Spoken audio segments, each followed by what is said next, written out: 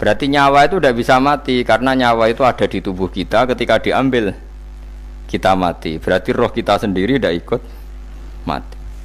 Sehingga orang paling sekuler sekalipun itu akan berpendapat bahwa manusia itu kehidupannya tidak berakhir ketika mati, karena yang mati itu. Ini kalau terang nongih ini pun surat nopo Ar-Rum nggih. Terus kalau terangkan masalah lisanul Arabi riyen nggih, lisanul Arabi terus nomor kali kalau terangno menyangkut tahmilul lafzi ning gone lafat-lafat maknawi. Ya terus ngendikane para ulama tafsir nggih, ngendikane para ulama tafsir niku taruhan pertama lafat niku hakikat. Hakikat niku ya hakikat. Nah, misalnya urip niku ya ambekan. Urip niku ambekan, mati iku mandek ambekane. Kita takoki misalnya takrife mati ku piye? Ora urip apa ora ambekan? Mboten jawab lho, ora sampean tak latih ilmu mantek. Sing diarani mati niku cara ilmu mantek ya kok didul hayat, angger gak urip ya mati. Terus alamate mati ku nak cara medis iku misale napa jantungnya berhenti tapi detak napa jantung utawi napa niku berhenti. Kemudian agama niku ruwono tenan nggih. Agama itu menyisakan satu fakta yang enggak terbantahkan oleh siapapun. Nggih niku misalnya begini, sampean saya tanya, orang itu kalau mati itu karena apa? Rohnya dicabut kan. Rohnya dicabut terus disebut mati. Lalu yang mati itu apa? Rohnya apa jasadnya? Jasadnya, karena roh itu maknanya kehidupan atau nyawa. Berarti nyawa itu tidak bisa mati karena nyawa itu ada di tubuh kita, ketika diambil kita mati. Berarti roh kita sendiri tidak ikut mati. Sehingga orang paling sekuler sekalipun itu akan berpendapat bahwa manusia itu kehidupannya tidak berakhir ketika mati, karena yang mati itu hanya jasad. Sebab itu zaman orang Yahudi, orang Nasrani, orang kafir Mekah pun mengakui kalau roh itu hidup dan itu yang bertanggung jawab. Makanya disebut wa yasalunaka anir ruh qul ruhu min amri rabbi. Jadi niki penting kula aturaken. Sebab niku ya ora ono mati. Makanya kalau orang tasawuf ditanya, apa mati itu ada? Ya ndak ada. Mau petualangan pengalaman. Cara orang tasawuf fisik kita ini problem, gara-gara kita punya fisik kita jadi goblok. Nganggep duit penting, pangkat penting, terus kenal sampean penting, urip sing ra penting-penting cara kita penting. Tapi nanti kita kecewa sekali dengan kehidupan ini, sangat-sangat kecewa karena yang kita penting ternyata ndak penting. Misalnya begini. Nanti sampean akan tahu makna ayat yang disebut di surat Ar-Rum. Oke, kita goblok dulu ya. Nggih, pokoke latihan goblok sik, engko bar goblok terus pinter. Engko gobloknya gak masalah, sementing ini pokoke latihan sik. Tak jamin ilmu saya ini benar dalam konteks ini. Misalnya ora benar terus ya tahu bener. Sampeyan tak bedheki ya, wong mati iku berarti dicabut rohnya. Terus roh sendiri mati ndak? Ndak. Berarti dalam konteks ini orang yang mati syahid, apalagi para nabi itu mati enggak? Ndak. Sehingga istilahnya Allah, orang yang mati syahid ya tidak mati, para nabi ya tidak mati. Sebetulnya kita pun yang fasik itu ya tidak mati. Cuma karena kita ini rohnya itu mungkin buruk, dikekang oleh malaikat, dipelindes, dipenjara sehingga gak iso berkeliaran.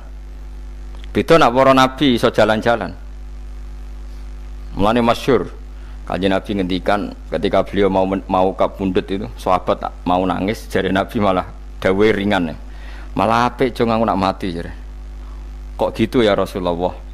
Masyhur itu hadisnya itu, hayati khairun lakum wa mamati ya khairul lakum. Aku mati ya apik, urip ya apik. Wa amma hayati fali asunna lakum as-sunnah. Aku nak urip akan mentradisikan satu sunnah yang bisa Anda tiru. Ya sunnah caranya sholat, sunnah caranya zakat, sunnah caranya berperadaban dengan istri, dengan tetangga, macam-macam. Sunnah di sini artinya bukan sunnah madzhab fikih yang wali ane wajib tadi, napa? Perilaku, napa? Perilaku. Terus nak kabudut ya Rasulullah. Ya malah penak aku nak kabudut itu jejer pangeran. Terus delok kowe jare Nabi. Nak kelakuanem apik aku muji pangeran. Nak kelakuan elek wong aku wis parek pangeran tak jalukno sepuro. Mane ndak blekem terusno ae mergo selain wis bakat ya ana sing jalukno napa? Sepuro. Lah sakjane kowe lah ya urip.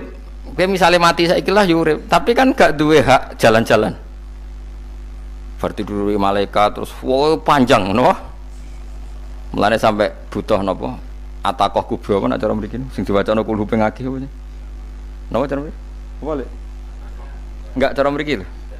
Bida, nak cara bahasa kitab iku atakoh. Cara mriki bida. Ben ora mlebu neraka apa ben mlebu swarga? Maksudnya ben ora mlebu neraka ta ben gak mlebu swarga? Lah wong jelas mlebu neraka kok wis divida. Berarti SPD banget nak mlebu neraka. Saking yakine nganti apa? Divida.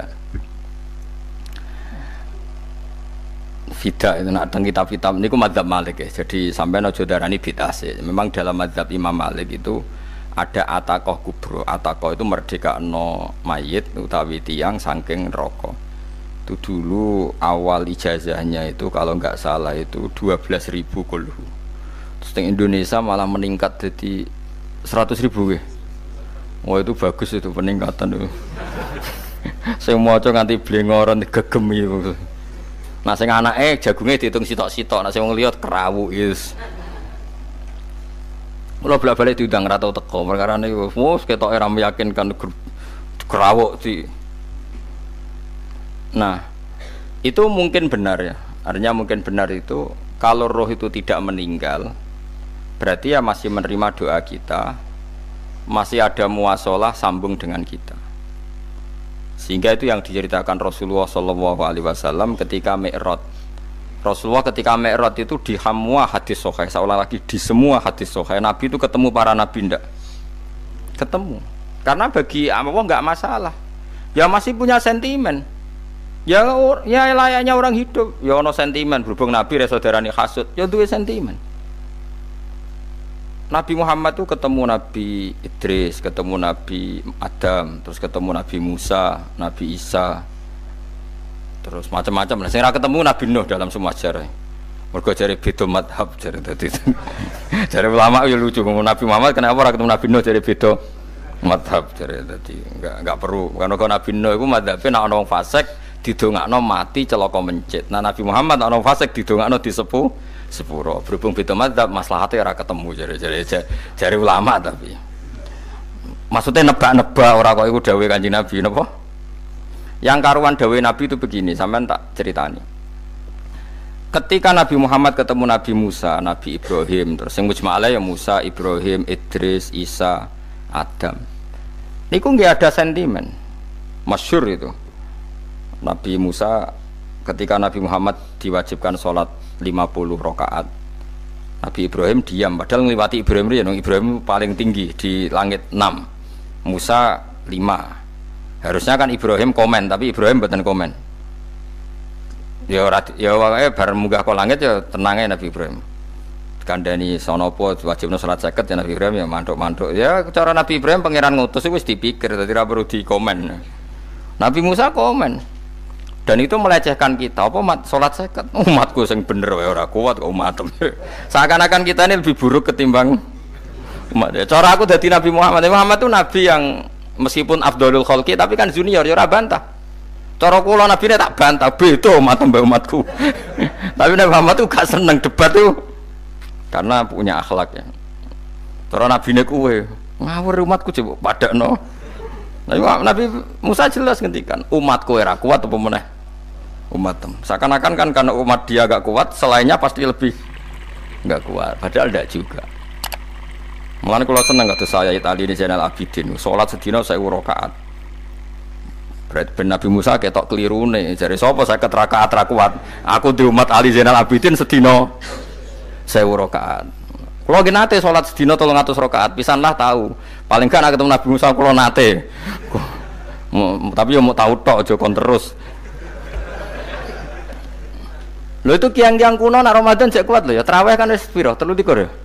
Iku nak sing waras bengi cek tahajud piro? Enggak 23 tahajud standar piro to? 12 kok 2 wah amatir. Wah. Kowe wis gak murahan tenan, Kang. Tahajud itu standare piro to? 13, Kang. 13 iku tahajude 12, witire sita utawa tahajude 10, witire 13. Kabeh riwayat itu 12, Kang. 12 witire sita berarti 13. Berarti 3 gas gawe 20 sik. 20 ambek 13 piro? 33 tambah 17 rakaat. Pinten? Mun 50 kan salat 5 waktu kan 17 rakaat. Engko nek sing rodok kiai kan qobliyah ba'diyah. Asal coba diasar lho. Wis nglangkai 50 sembrono ya Nabi Musa ngeklaim enak wae makanya.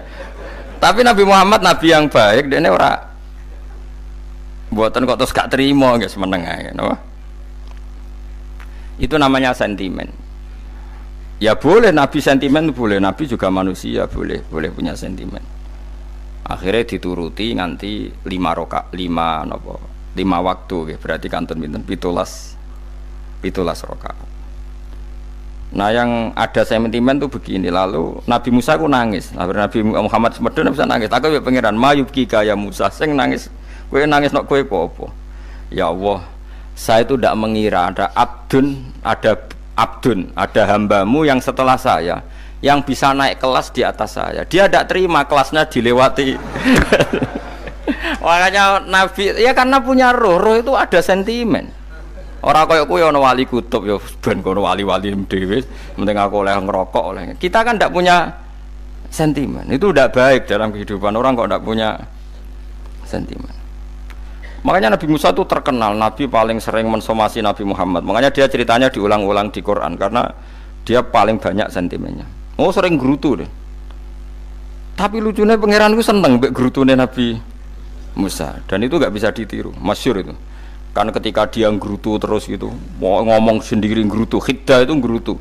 Bahasa Arabnya khiddah omongan sing tajem sing gerutu. Nabi Muhammad tanya sama Jibril, ya Jibril, kenapa Allah nggak tersinggung ketika Musa menggerutu terus? Jawab Jibril, huwa ya alamu khiddata, pangeran gue sapal mbek gayane dekne, dadi yo dibarno. Dan itu tidak cerita Israiliyat, itu cerita-cerita yang masih di hadis sahih. Ini tidak cerita Israiliyat, cerita-cerita masih di hadis sahih.